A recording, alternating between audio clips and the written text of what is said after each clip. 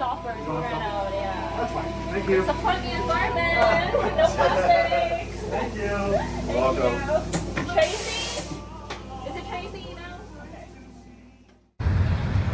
Hi there, it's your girl Sharon. Welcome back to my channel. I'm just, vlogging and talking to you guys heart to heart.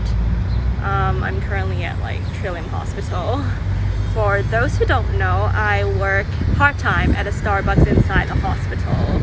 I've been a barista since 2019 and have continued working during the pandemic. In our hospital cafe, we have the most regular customers. It's the same group of healthcare workers every day. Interestingly enough, the doctors and nurses are very consistent with their drinks. They order the same thing every day, and I just start prepping when I see them coming from afar. It never goes wrong. Blanca gets her Fenty green tea with a stopper, which we always run out. Lucy gets her tall pike with honey and steamed almond plus sprinkles of cinnamon. And Jonathan gets his Cali-style salted caramel mocha frap with lactose-free milk. I don't really know the customers as a friend. We usually just talk about the weather, the sports game from last night, and hospital tittle-tattle, like how many COVID-19 patients died. It is depressing hearing those numbers every day. But if I'm being frank, I am numb to the numbers until two of my coworkers got COVID and we have to self-isolate. I've never felt death more closer than ever. And just this week, one of our regular customers, a really nice lady from Poland with purple hair, she passed away. She had a short battle with cancer. Rest in peace. What I want to say is that traumas of the past year have left many of us wrestling with heartbreaks. It doesn't have to be related to COVID-19. I have two close friends that passed away from a car accident and a suicide. I might look jolly and giggly all the time, but who knows when I cry myself to sleep at night.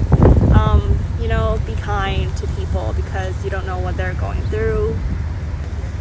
Healthcare workers have had it especially hard during the pandemic, triaging who gets access to life-saving ventilators. And in poor countries, people are reusing personal protective equipment with the risk of contaminating patients, colleagues, and themselves. You might have wrestled with whether to visit your parents or grandparents given the possibilities of exposing them to the virus. COVID-19's death has unleashed a river of grief, still flooding over the bereaved. Millions of corona survivors are still ravaged by what the disease did to them. Even those who haven't personally been touched by the virus have had to contend with lost jobs, anxiety, and missed opportunities. But for some people, the past year have been fundamentally hard and it broke them. To make sense of a very bad year, some people resort to alcohol. They develop depression and all the negative things you can think of. I myself retreated to isolation, engaged in self-destructive behaviors, and disconnected with my friends and family. It happens, but time heals and we'll get over it. I would say trauma is my dear old friend. If you have read my book, you know I struggle. Though what I experience in the book is different from death, which I'm talking about right now. I like to think that when there's trauma, whatever trauma it is, there's always healing. I don't really trust therapy, but by all means, you can try if you think it's useful for you. I prefer writing, creating a meaningful narrative about what happened. Because writing helps me piece things together, help me realize that in most cases, I'm not the one to blame for what happened, and no one asked to be in this situation, right? No one asked for COVID. And I greet trauma like a dear old friend. Yes, death crushed my heart, knowing that I will never see my two friends again shatters me. But hey, your heart is more resilient than you think.